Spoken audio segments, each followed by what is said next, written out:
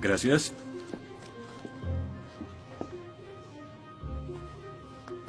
Disculpe, señor... Wheaton. George Wheaton. Señor Wheaton, ¿le pasa algo? No puedo hacer esto. No puedo hacer lo que pide, soy cristiano. No, no se preocupe, aún puede regresar a su dormitorio, arrodillarse y orar al lado de su cama si quiere. Lo que haga con su vida es su problema, pero lo que haga aquí en la clase es el mío. Yo no puedo. Muy bien, señor Wheaton. Déjeme explicarle la alternativa. Si no puede admitir que Dios está muerto para el propósito de esta clase, entonces tendrá que defender la antítesis de que Dios no está muerto y será enfrente de la clase, en el atril. Y si falla, que de hecho lo hará, perderá esta sección que equivale al 30% de la nota final de este curso. ¿Lo acepta? ¿Quién decide si gano o pierdo la discusión? Pues yo lo haré. Es mi clase. Yo dirijo. La evaluación es mi privilegio. Con todo respeto, pero no creo que sea objetivo. ¿Y qué es lo que propone? Bien. ¿Y qué tal ellos? Bien, es interesante, pero ¿por qué darles el poder a ellos? Ya los convenció. Lo que debo hacer es desconvencerlos, para que admitan su error.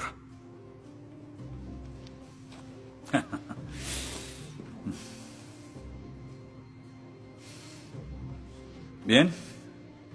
Señor Wheaton, tendrá 3 sesiones los últimos 20 minutos de las próximas 3 clases para que exponga su punto. Le prometo que haré las menores interrupciones posibles. Puede pedir lo que quiera en la clase, pero no le daré más tiempo. Los ateos dicen que nadie puede probar la existencia de Dios. Y tienen razón. Pero yo digo que nadie puede refutar que Dios existe.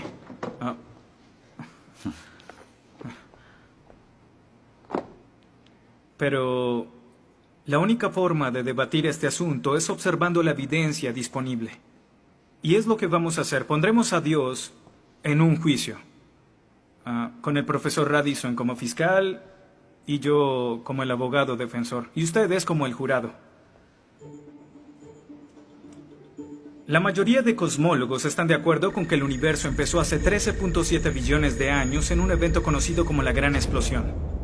Ahora, analicemos la descripción del físico ganador del premio Nobel Steven Weinberg de cómo habría sido la Gran Explosión y, ya que él es ateo, podemos estar seguros de que no hay ninguna inclinación religiosa en su descripción. Al principio, hubo una explosión y en 3 minutos, 98% de la materia que hay o habrá se produjo.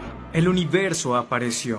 Por 2500 años, la mayoría de científicos estuvieron de acuerdo con Aristóteles, con la idea de que el universo siempre ha existido sin inicio o final. Pero la Biblia no está de acuerdo. En 1920, el astrónomo belga Georges Lemaitre, teísta, que de hecho... ¿Qué es un teísta? Un teísta es alguien que cree en la existencia de Dios. Dijo que todo el universo saltó a la existencia en 1/1000 de 1/1000 de segundo. De la nada, en un inimaginable destello de luz. Así es como esperaría que el universo respondiera si Dios hubiera dado la instrucción en Génesis 1:3 que exista la luz. En otras palabras, el origen del universo apareció como se esperaría después de leer Génesis y por 2500 años. La Biblia tiene razón y la ciencia está equivocada. Todo apunta a un Dios que lo creó, verán. En el mundo real no se ven cosas que se salgan de la nada, pero los ateos quieren hacer una excepción en esta regla. Específicamente en el universo y... Pero en su libro El espejismo de Dios, Richard Dawkins dice que si me dices que Dios creó el universo, entonces tengo el derecho a preguntar quién creó a Dios. La pregunta de Dawkins solo tiene sentido en términos de un Dios que ha sido creado. No tiene sentido en términos de un Dios no creado. que es la clase de Dios en el que creen, incluso dejando a Dios fuera de la ecuación, tengo el derecho de devolverle la pregunta al señor Dawkins y decir, si el universo te creó, ¿quién creó el universo? Ven, tanto teístas como ateos están agobiados por contestar la misma pregunta de cómo iniciaron las cosas. Lo que espero que entiendan de esto es que no hay que cometer suicidio intelectual para creer en un creador tras la creación, y en la medida que descarten a Dios, se verán obligados a encontrar una increíble explicación de cómo las cosas iniciaron.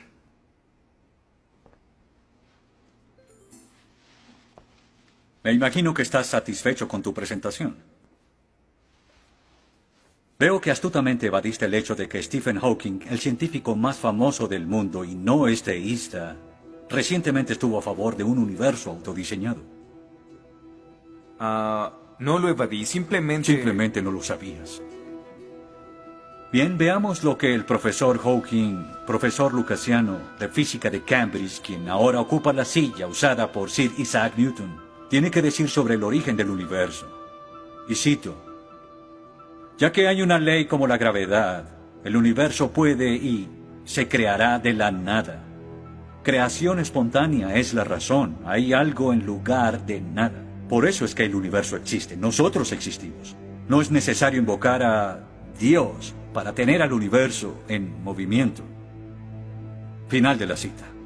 Nunca ibas a mencionar su comentario, pero su opinión se mantiene. ¿Qué respondes?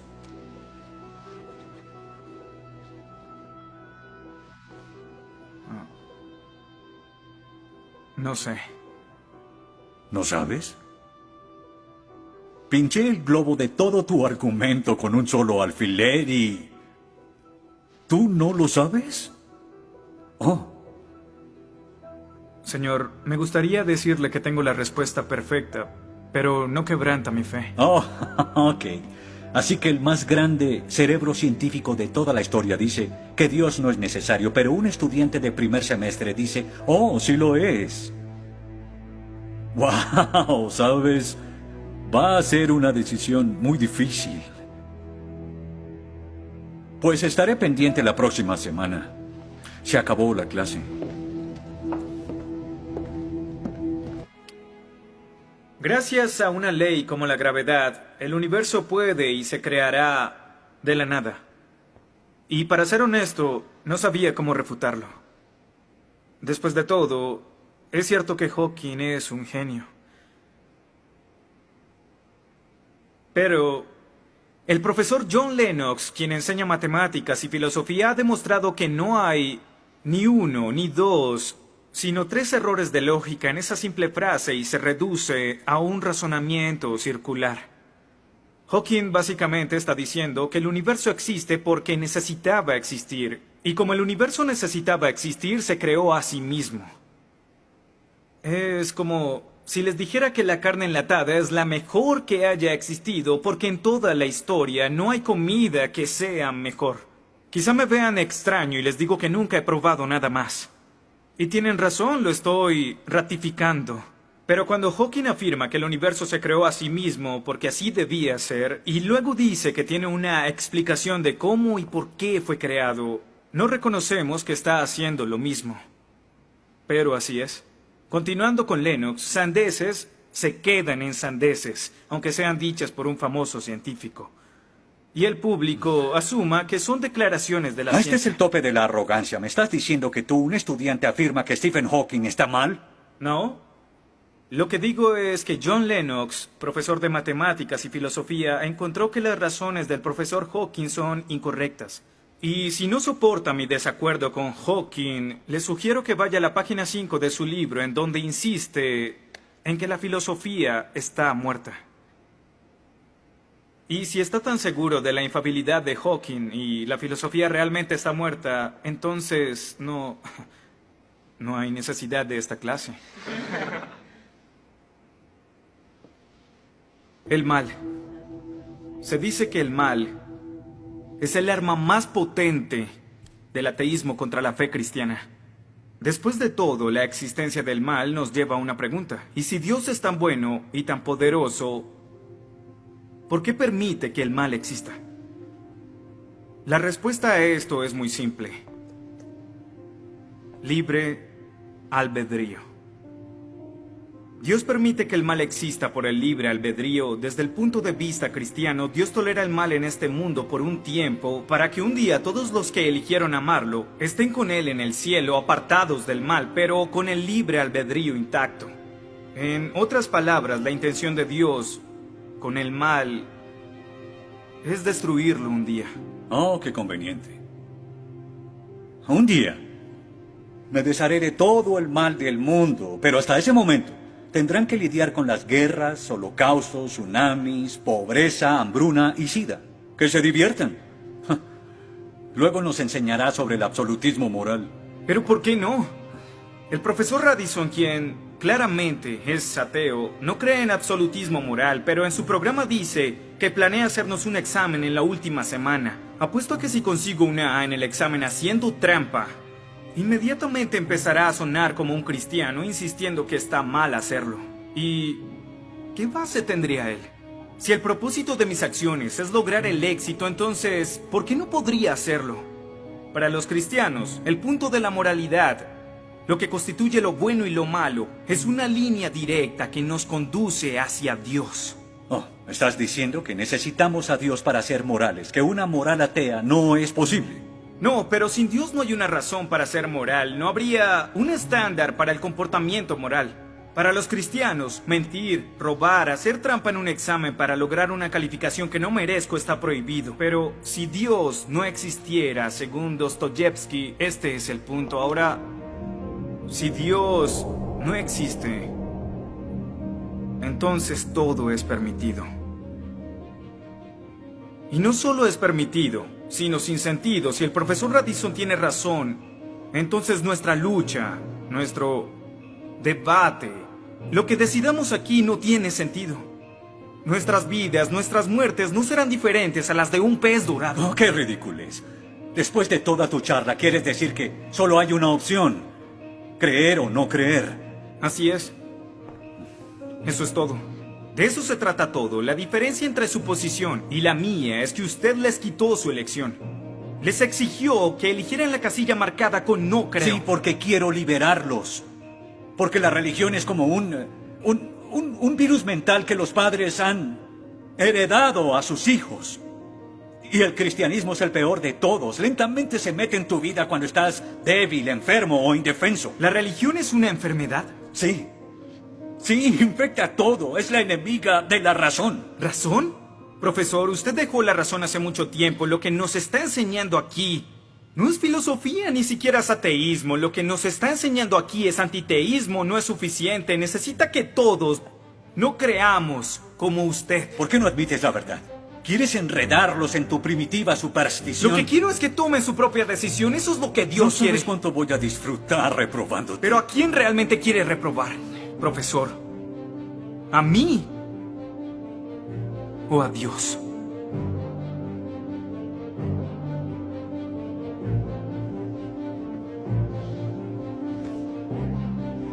¿Odia a Dios? Ni siquiera es una pregunta. Ok. ¿Por qué odia a Dios? Esto es ridículo. ¿Por qué odia a Dios? Responda la pregunta. ¿Ha visto la ciencia y los argumentos? La ciencia avala su existencia, conoce la verdad. ¿Por qué lo odia? ¿Por qué? Esta es una pregunta simple, profesor. ¿Por qué odia a Dios? Porque Él me quitó todo lo que era importante para mí. Sí, yo odio a Dios. Todo lo que siento por Él es odio.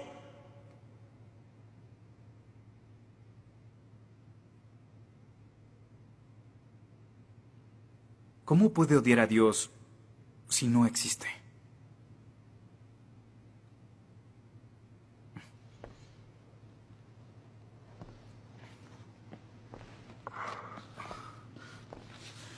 No probaste nada.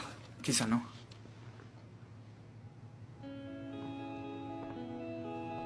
Ellos deben elegir.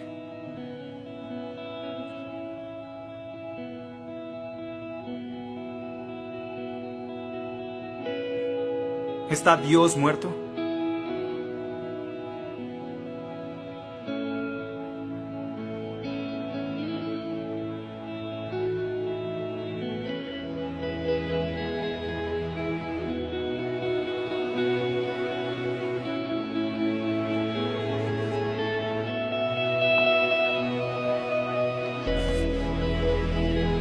Dios no está muerto. Dios no está muerto. Dios no está muerto. Dios no está muerto. Dios no está muerto. Dios no está muerto. Dios no está muerto. Dios no está muerto. Dios no está muerto. Dios no está muerto.